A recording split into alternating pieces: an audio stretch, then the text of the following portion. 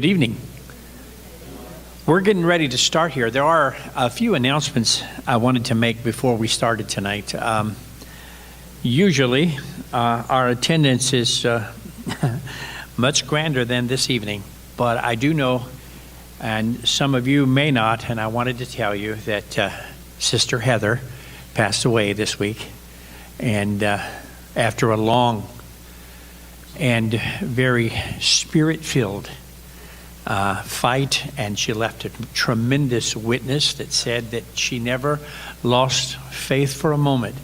And but a lot of our people tonight are involved with that preparation. And again, I want to tell you, we're supposed to do the funeral here Friday, and the visitation will be from 11 to 1 on Friday, and then the funeral will be at 1 o'clock. And then in the afternoon, after we come back from the cemetery, there'll be a dinner here. So we'll need your help. I guess Beth and our Sister Camacho and Sister Reed are heading this, so you can see them about anything that you want to add to that. So to make it good. Am I missing anything so far?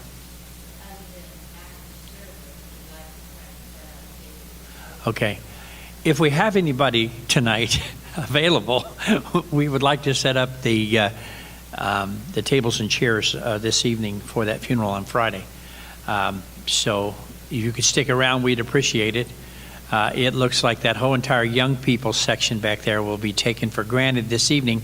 So I'd like to point that out right away. And I'm going to introduce Andy in just a moment, and he will then introduce all the other people that needs to be introduced. Yes, Andy? Do you want to take the time to write names down so that... Oh, you got it. I'll tell you what. Man. But we have something special planned for you this evening. I hope all of you got a chance to get the paperwork outside there. If not, he'll explain that to you too, so that you can pick up that. And we will probably be running that before you for the next couple of weeks so that you know what's going on, should we ever acquire our church back. Of course, though, with the great snowfall that we had today, a lot of the passes were closed. And so, you know, and we have people here that were part of the Donner Party, so I don't know if they'll be back or not. At any rate, Andy, I'll give this over to you, and I'll join my lovely wife down there, and we'll hold hands expectantly for you to say something really motivational. The motivational part will come from Chelsea, so I'm just doing the MC work. Not as good as Pastor, of course.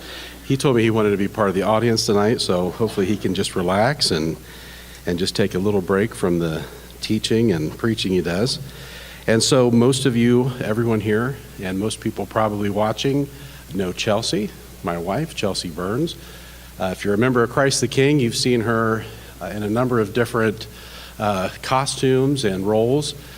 She has been a bride, a chicken, a dying woman lying in a bed full of water. What am I leaving out? A pirate. Jenny from Forrest Gump, probably my favorite play and my favorite role for her. So tonight you're going to see a little bit different part of her. She's going to give her testimony. Some of you know it. Some of you that are close to her know it. For most of you, this will be a surprise, but it'll be a good surprise. And all of this, of course, is in support of Starting Point. Is everybody here familiar with Starting Point here in Knox County? I know Jonathan is, because he's my son. Okay, we got a couple people that know Starting Point. Starting Point is a great organization. This watch party, it's a little bit different this year, I believe, because of the coronavirus restrictions and different things like that. But their banquet that they do, the conventional banquet each year, actually is about half of their fundraising budget for the entire year. Did I get that right, Diana? And sitting next to Chelsea is Diana Wetzel. She is the head of Starting Point, also somebody with a great testimony herself. If you guys aren't familiar with Starting Point, I encourage you to go to the website. These are the brochures that Pastor was referring to earlier. They're out there just outside the doors. They've got the website on there. This is a great group of people. Not only is the ministry that they're doing absolutely vital, they've got a really talented crew, and I'll brag on them so you won't have to, and you probably don't brag on yourself anyway, but there's some real talent down there with these folks, the volunteers and the staff. So we're very fortunate to have them right here in Knox County. So I'm going to step down so you can get on to the really good stuff, and that's going to be a video that was filmed last week, Friday before last, somewhere in there, ahead of time, where Chelsea was the keynote speaker. So you'll get to see Mrs. Wetzel and Chelsea here. And afterwards, we can possibly play, I don't know if we got issues with internet, but there's about a 6-minute video that follows that. It's going to be a testimony about another couple with an unplanned pregnancy and how they navigated through that. It gives their testimony. So if we could possibly play that, Craig or Jen, if that doesn't have any glitches, that might be something that we could flow into after this other video. I think Juan had all of that. If none of that will work, everybody forget what I just said.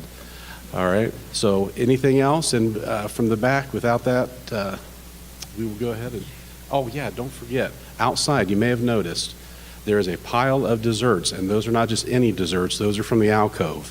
So premium desserts outside. Afterwards, this is part of the banquet. These are some of the less than conventional things we had to do instead of having a traditional banquet. So please make sure you get some dessert, make sure you get coffee afterwards, and we'll have a little fellowship out there, and Chelsea and Diana will be out there to answer some questions. Okay? All right, thanks guys. Enjoy.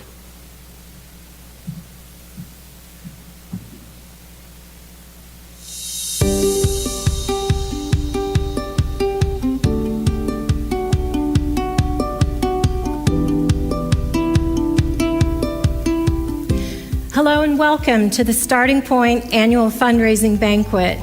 We have a little bit different format this year. So for those of you joining by video, I want to let you know that we are recording on April 9th, 2021, and we are here at our host venue, New Life Church of the Nazarene. On behalf of those here with us tonight in person, and also those who are going to be watching through parties throughout the county over this month, I want to acknowledge the Alcove Restaurant. For those of you who are participating, the Alcove, we've used them, worked with them for a number of years. We normally have a full dinner. They were so gracious to work with us and to adapt to a coffee and dessert format. And I want you to know that their chef took the time to meet with us, and he created 3 signature desserts that were just for Starting Point. You won't get them anywhere else. And I also want to thank Williams Flowers for the beautiful stage decor, and they're also giving us flowers for all of the watch party hosts. You'll be receiving that. This year's banquet theme is Life is Worth It. It's based on Psalm 16, and it's where King David, he is in deep worship of the Lord, and he is speaking of his confidence in the Lord. And specifically in verse 11, he says, "You, O Lord, reveal the path of life to me." For most of us, life has certainly been very challenging over the past year. However, for women experiencing an unexpected pregnancy or serious family life challenge, it has been intense and extreme. So how does one choose life in the midst of such chaos and uncertainty? Where do any of us find hope and encouragement? And that's why I love Psalm 16, because it points us toward the understanding that life is worth it precisely because God is the author of life, and He is the one in whom we find joy, and He's the one in whom we find strength to overcome whatever challenges come our way. Today's culture insists that circumstances alone are reason enough to give up on life, to choose abortion over the struggle to give birth and to nurture new life. We often hear quality of life arguments, and they insist that a child's worth is based solely on whether his or her life was wanted, or whether the birth parents had the necessary resources at that moment. The ministry of Starting Point represents a first step toward overcoming a wide variety of challenges for our teens and young adults in our community. But it's also a place where they can begin to discover that joy, and they can discover true meaning and purpose in their lives. But rather than list a bunch of programs and stats for you tonight, I want to tell a story about one of our recent clients. I'm going to call her Rachel. Rachel was very young, and like most of our clients, she was looking for love in all the wrong places. And I know there are many here tonight, we kind of resonate with that. She was estranged from both of her parents, and she had a long history of emotionally and physically abusive relationships. After dropping out of high school, Rachel found a job, an entry-level job, and then she became entangled in yet another dysfunctional relationship. And it was then that the pregnancy test stick turned blue. Immediately she panicked, what am I going to do? Rachel had heard about Starting Point from someone, from a friend, but like most women in this situation, the initial response is panic. And then it's that intense pressure to make a decision, to find a solution very quickly. So she went to Columbus, she scheduled an appointment, and she made a down payment for an abortion later that week. But the Lord was at work in her heart, reminding her, there's a place where you can get help. So instead, she left that deposit. She forfeited the money that she gave them. Instead, she turned around and she drove to Starting Point. After meeting with her volunteer that first time, Rachel was so relieved. She had found an extended family of sorts, a whole team of people that were ready and willing to help her get her life back on track. She knew she'd made some bad choices, and she knew that she faced a lot of obstacles. But Starting Point offered her everything she needed to make the choice that her own heart longed to make. In fact, research studies show that the majority of women who terminate, they say that if they had thought they had any support at all, they would have made a very different choice. And for those of you who know me and you've heard me tell my story before, you know that I was one of those women. And in fact, 1 in 3 in the United States today, 1 in 3 women will have at least one abortion by the time they're 45. And almost half of those were sitting in a Christian church just like this at the time they made their choice, and nobody around them knew. If there'd been a Starting Point when I was 21, the path of my life would have been very different. In Rachel's case, however, she was able to enroll in our Start Here program. She was able to earn a crib and a car seat. She started working with Abby to begin to heal from her past trauma. She learned how to set goals for her future. And she had all kinds of emotional support and spiritual counsel. So not only did she begin to grow in her faith and have an understanding about who she really is, she began to take steps to her through a monumental struggle. It is always worth it. And tonight you're going to hear another story. And while this story encompasses every conceivable challenge you can imagine, it is an example of how God reveals the path of life to us. And it also is a beautiful illustration of why Starting Point exists. So please help me welcome tonight's keynote speaker, Chelsea Burns.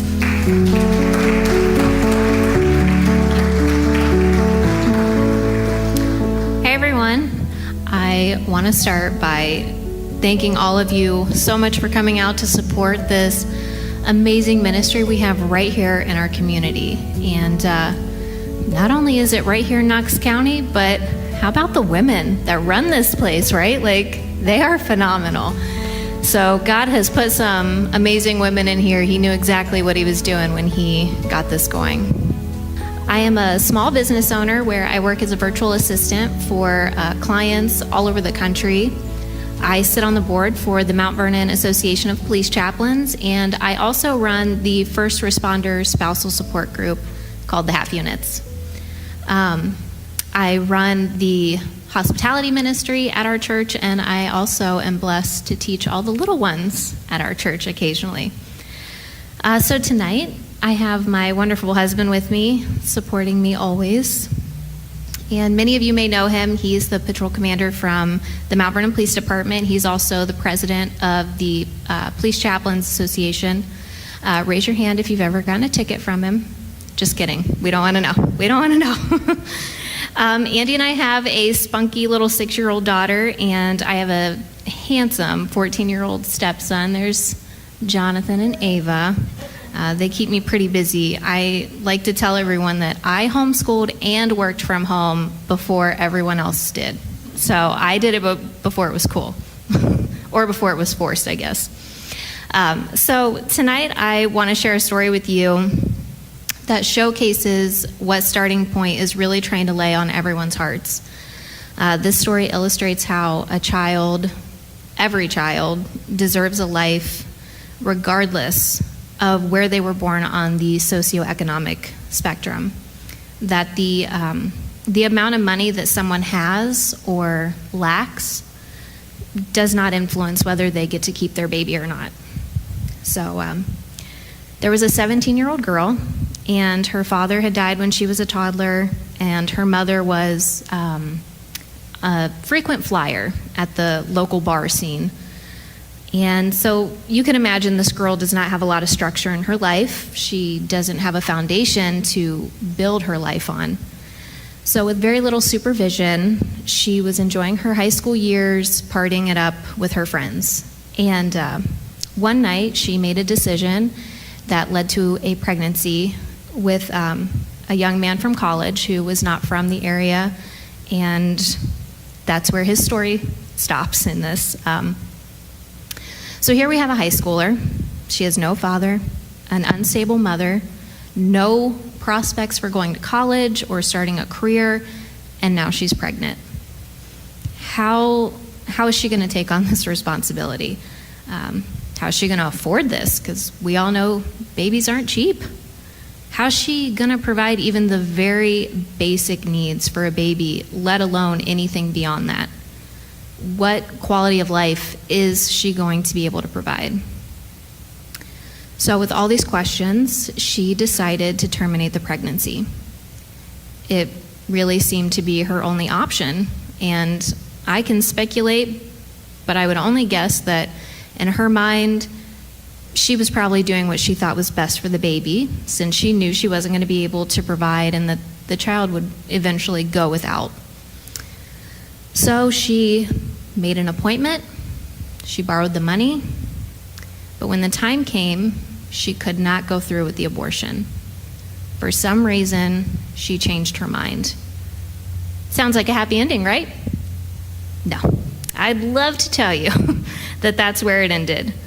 I would love to tell you that she kept her baby and she got her act together, that she went out and got a job and she persevered through the hardships of being a teen mom and did the best she could. But unfortunately, those things did not happen. In fact, the opposite occurred. This young woman, she got caught up in a very dangerous and controlling relationship, which led to a road of drugs and alcohol and physical abuse. Instead of doing her best to provide for her daughter, she put her in harm's way many, many times throughout her life. Now, I want to clarify, when I say provide, I'm not talking about making sure she had the latest clothing and trends or that the newest game console, because I know some kids today would say they're not provided for if they don't have the new PS5. I get that. But I'm talking about very, very basic needs: food, clothing, adequate housing, and safety. For most of this little girl's childhood, these basic components were missing. There were extended periods of time where they had no running water in the house, and they would have to fill milk jugs from their neighbor's outdoor spigot just to have water. Almost every winter, there was no heat, and the broken or missing window panes really made it unbearable sometimes to get up and get ready for school. especially when a lot of times there was no food to eat for breakfast. She really experienced situations where dangerous drug dealers actually showed up at the house to collect, and the only thing this little girl could do was hide under the bed until they were gone, because she didn't have parents there protecting her from those situations. So, knowing all that you know now about this little girl, I ask, should she have terminated the pregnancy? Should she have saved her daughter from this impoverished and most times dangerous life that her little girl was forced to live? The examples I gave you from her childhood are only a small sampling of what she had to endure. So there's no question that her quality of life was substandard. But did it constitute the ending of her life in the womb and never giving her a chance? I would say, and I think most of you would agree, that no, she should not have terminated, and that she made the right choice back in high school. Because if she had terminated, I would not be standing here to give you my testimony, because I was that little baby who almost had her life taken away. I almost had my chance taken away to be an overcomer, my chance to get married, a chance to become a mother myself, but most importantly, my chance to find Christ. I'm sure that it comes as no shock to anyone that I was not brought up in church, and the idea of church was not appealing to me. So you can imagine my disgust when my brand new husband made the announcement that he wanted to start going to church. This is the face I made when he said that. Are you serious? I wasn't real happy. But like a good new wife, I went along and I went church shopping. But I couldn't wait for this little phase to be over, because don't you know Sundays are for sleeping in? So during this time when we're trying out different churches, and I was very pregnant with Ava, a dear friend of ours was killed in a car accident. But God always had a plan. We went to her funeral, and I listened to Pastor Lucian Baker preach and sing at her funeral. So the next Sunday, when Andy woke me up to decide which church we would be testing out that week, I suggested to go back to that church at Christ the King where the funeral had been held. And we've never stopped going. God spoke to my heart one Sunday morning, and he plucked me up out of my chair and he led me straight to the altar. I don't remember the date. I don't remember the message. I don't even remember what songs we sang. All I remember is being overwhelmed with the Holy Spirit. And as I laid my sins out on the altar, he washed them all away, just like he can do for anybody. Little girl who grew up without a chance in the world. And here I find myself at the altar, accepting Christ as my Savior, and my life has never been the same. So, I endured a childhood that most people don't want to imagine. But I am so thankful that I was given the opportunity to overcome. My mother may not know the true reason why she changed her mind back in 1987 at that abortion clinic, but I do. I know that God knew me, and he was knitting me together right then and there. So I know that God ultimately had a plan for my life, and he's got a plan for my daughter's life. She loves Jesus so much. Thank you.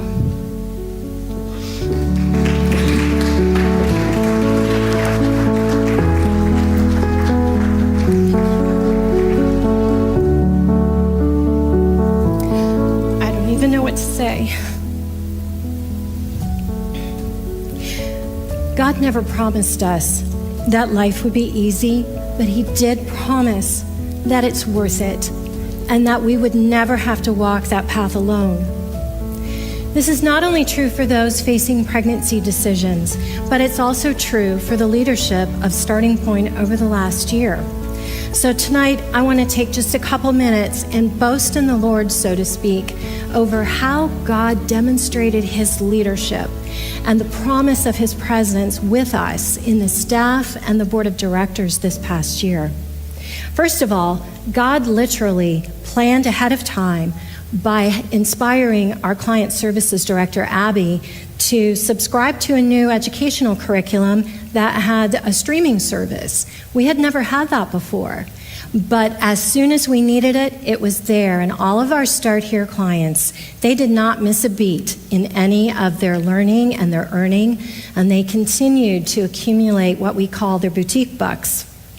And although our regular in-person sessions obviously were significantly impacted, Starting Point saw a 7% increase in the number of new clients that we were able to help last year.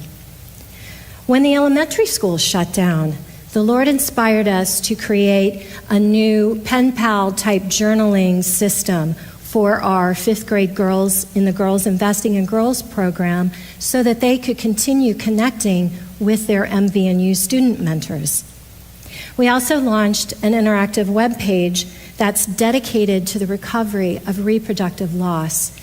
That kind of loss is usually suffered in silence.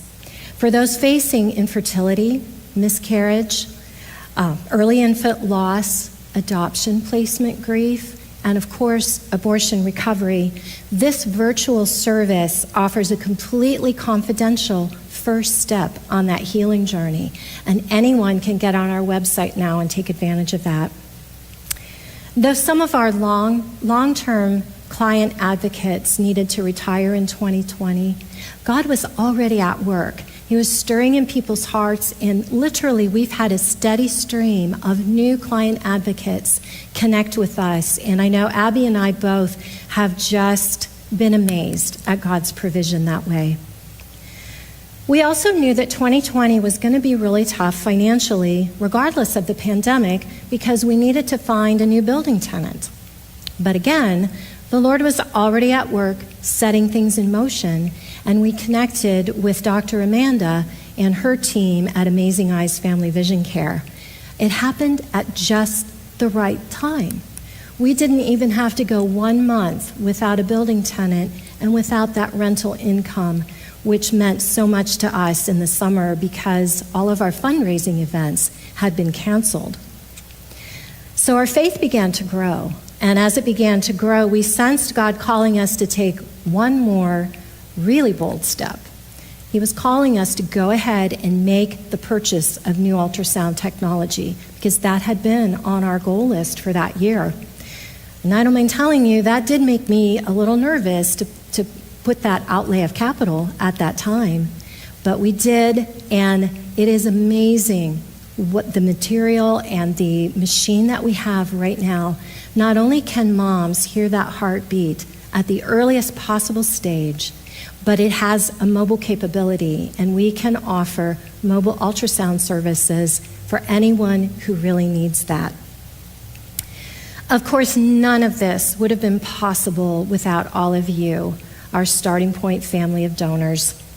You are the reason that every single thing we do, everything that we provide, is provided free to those that we serve. From education to medical services, from licensed trauma counseling to material assistance. Everything that we do, we are able to share God's truth and love in the most personal and practical ways possible. Unfortunately, there are more challenges ahead for us. Challenges that threaten to silence voices like ours. As a Christian community of faith, Starting Point's vision embraces not only the sanctity of all human life, but also the importance of God's design for sex and marriage between a man and a woman as the cornerstone of healthy families and a thriving community. If you'd like to read the entire text of our vision statement, just scroll down below this video and click on the vision picture. Though Starting Point has a distinctly biblical worldview, we never discriminate against anyone who comes to us for help, regardless of their race, their socioeconomic status, their age, their gender identity, or sexual preference. We serve as the hands and feet of Jesus by offering trauma-informed care and permission-based services to each and every person right where they are at that moment. Unfortunately, we now live in a world where those in power seem intent on compelling communities of faith like ours to violate our own conscience.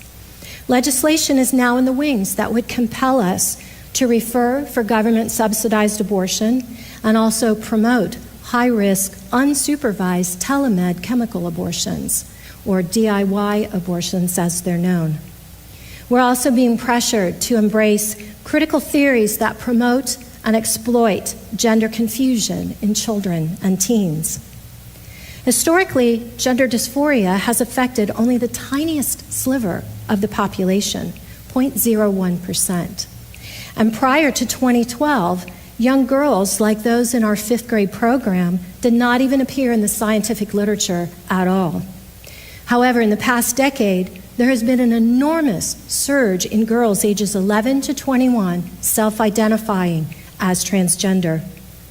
Today, adolescent girls constitute the majority of cases reported, and yes, we are seeing this in our own community. This is a profoundly complex issue, and it has biochemical, it has social, and it has spiritual components to it. But it threatens the long-term physical and mental health of our children and our grandchildren. As a community-funded ministry, we depend on you to help us meet these challenges. The Starting Point banquet that you're watching right now by video is responsible for raising more than half of our annual operating budget through both one-time gifts and committed ongoing monthly quarterly pledges. The one-time gifts mean that it moves us forward in innovation and in hiring the best people, while the committed monthly quarterly gifts guard the security and the integrity of the mission all throughout the year. And I don't have to tell you what that meant to us in 2020. As members of ECFA, the Evangelical Council on Financial Accountability, Starting Point adheres to the highest levels of board governance and financial accountability. Supporting a ministry like Starting Point is not only a secure investment, but my husband and I believe that it is an act of worship as well. If you feel called to join us and make your voice heard, just scroll down underneath the video that you're watching and choose one of the giving buttons. But before you make your decision, I encourage you to explore the entire page. Click on the pictures, on the videos, look at the stories and all the information about our services. And for those who heard Jamie Reed's testimony last year about struggling to adopt, I want you to be sure to check on her blog, because there is a lot of exciting news about what God did over this past year. If you still have questions about our mission or about our ministry, please call. I would love to take you on a tour and boast in the Lord about all the things that Starting Point has been able to do over the last 32 years. Thank you so much, all of you, for being here tonight. And as we close, I would like to just pray a blessing over you. I pray a blessing over you, over your family, and over your partnership with Starting Point. Amen.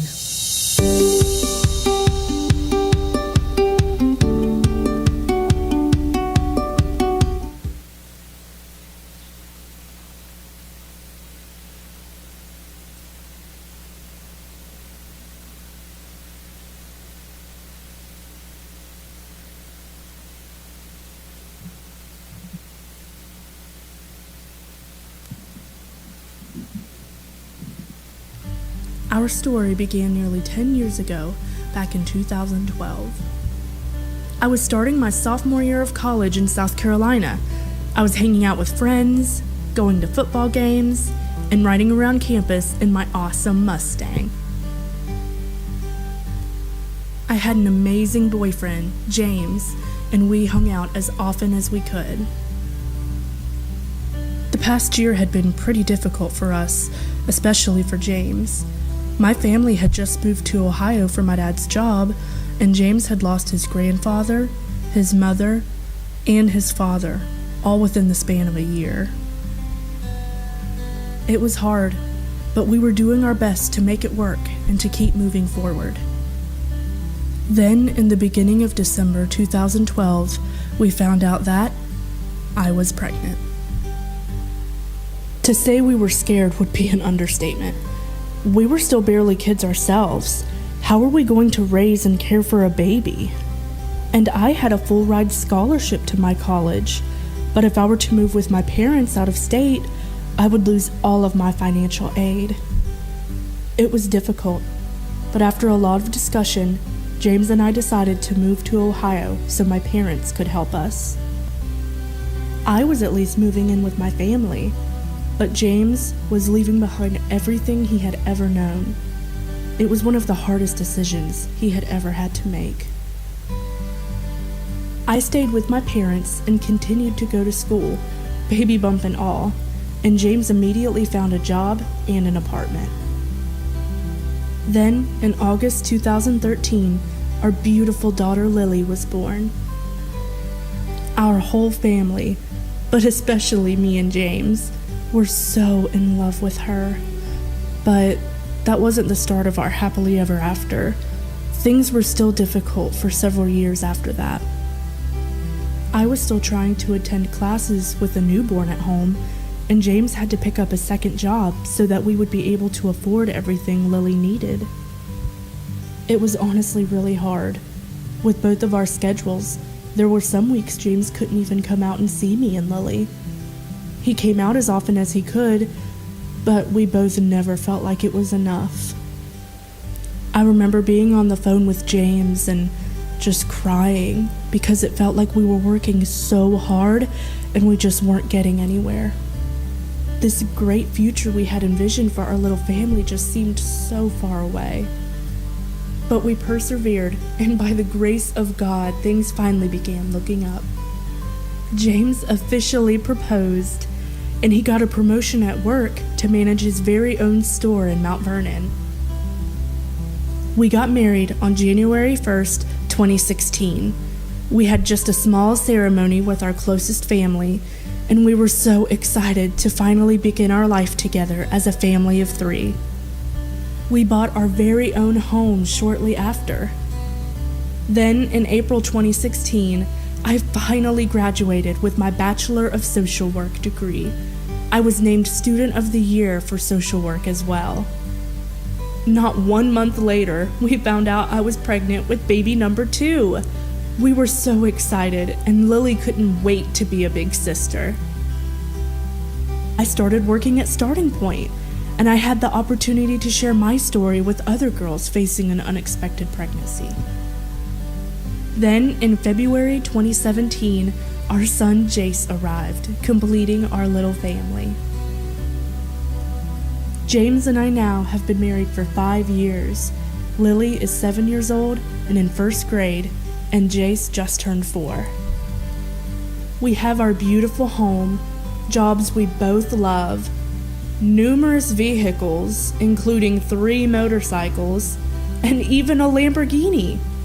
Just kidding.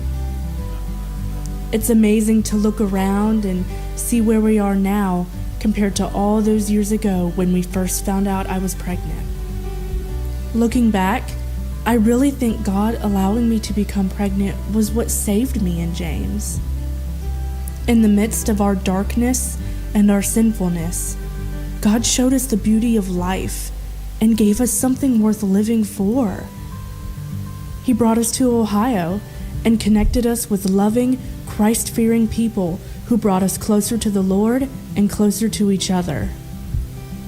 Our story is far from over, but we have a new perspective moving forward. Even though things will be difficult and they won't always be easy, we know without a shadow of a doubt that life is worth it.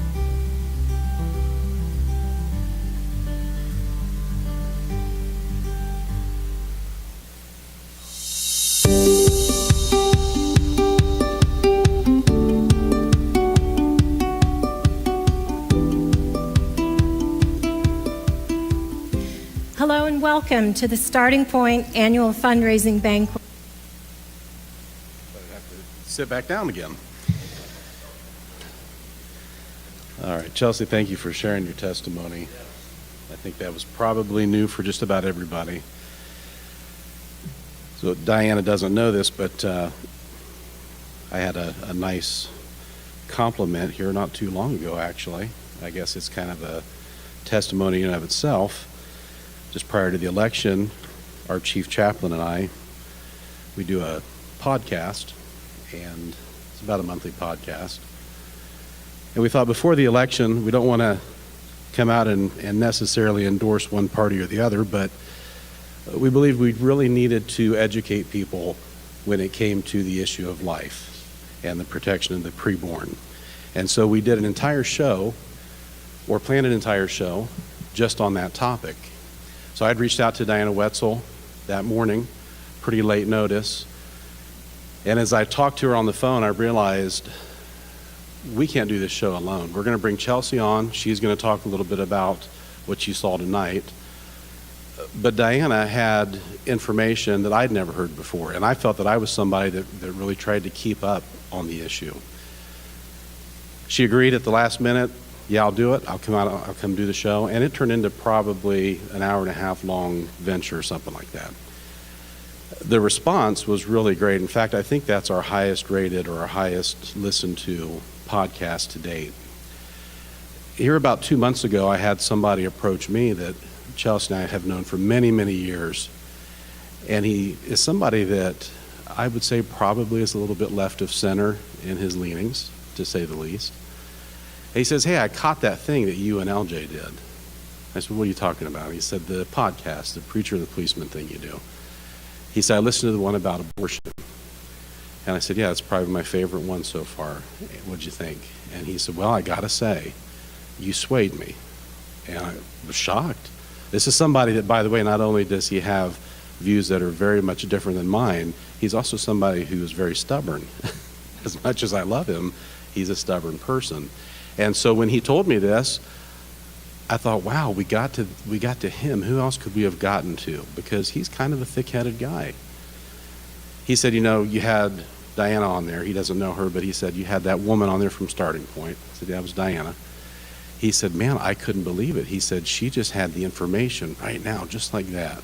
And I don't know if you picked up on some of the stuff in the video when she was talking about some of the statistics. One thing that stuck out to me, and make sure I get this right, but you have 1 out of 3 women in America who have had at least one abortion by age 45. That's pretty crazy to think about. But what's worse is the second part. You guys caught that, right? 50% of those women, right? They sat in a church.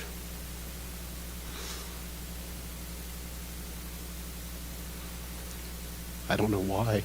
I don't know why 50% went through after sitting in a church. But it could just be that us, we, the body, me and you, maybe we had an obligation we didn't fulfill. You know, it's up to us. It's up to us to reach people. It's up to us to point to people. And it's also up to us to support the people that are on the front lines, like Diana, like her crew from Starting Point.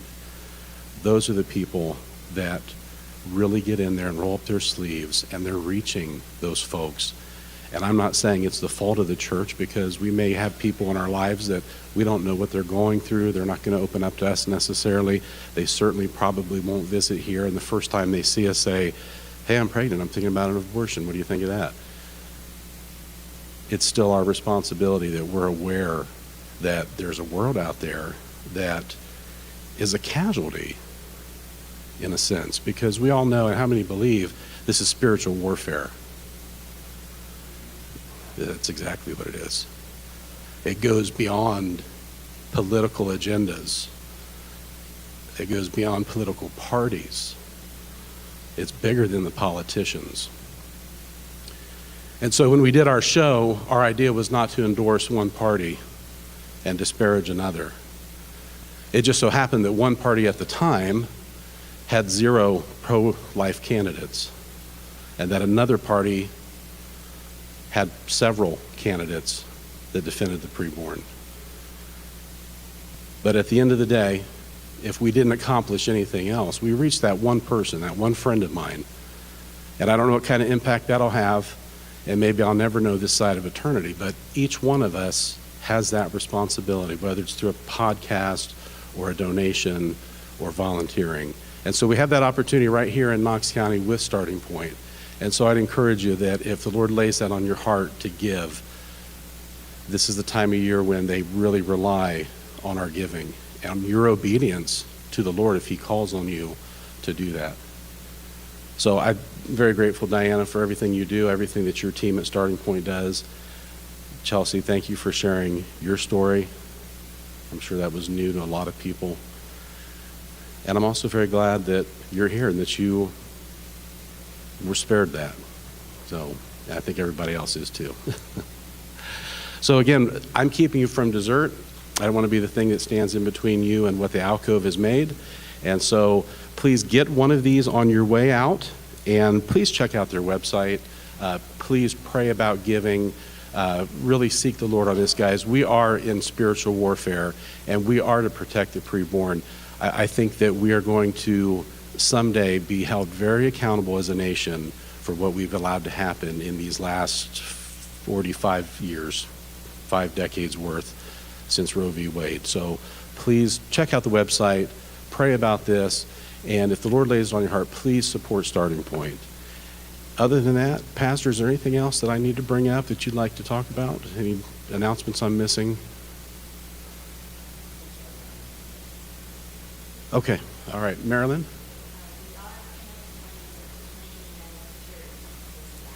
The cancellation for the cleaning of the church this Saturday, there will be no cleaning at Christ the King. Okay. All right. Thank you. All right. Yes. We are very clean usually. This weekend we will not be clean.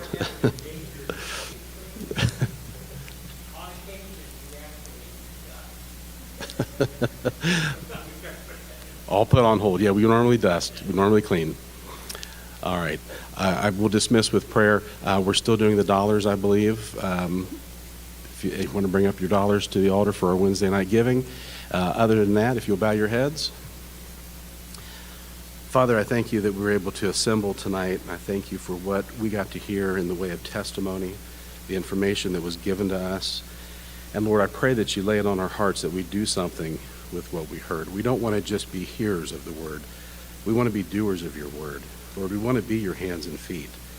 Lord, even if we can't be on the very front lines, we can support those on the front lines, people like Starting Point. Lord, don't let us dismiss you or ignore you when you lay it on our hearts to give, when you lay it on our hearts to help with these ministries. Don't give us an hour of sleep if that's what you lay on our hearts to do. We ask, Lord, that you watch over this great ministry. We thank you for the food we're going to receive in just a few minutes. We ask that you let us come back at the appointed time that we can gather and magnify your name. In Jesus' name we pray, amen.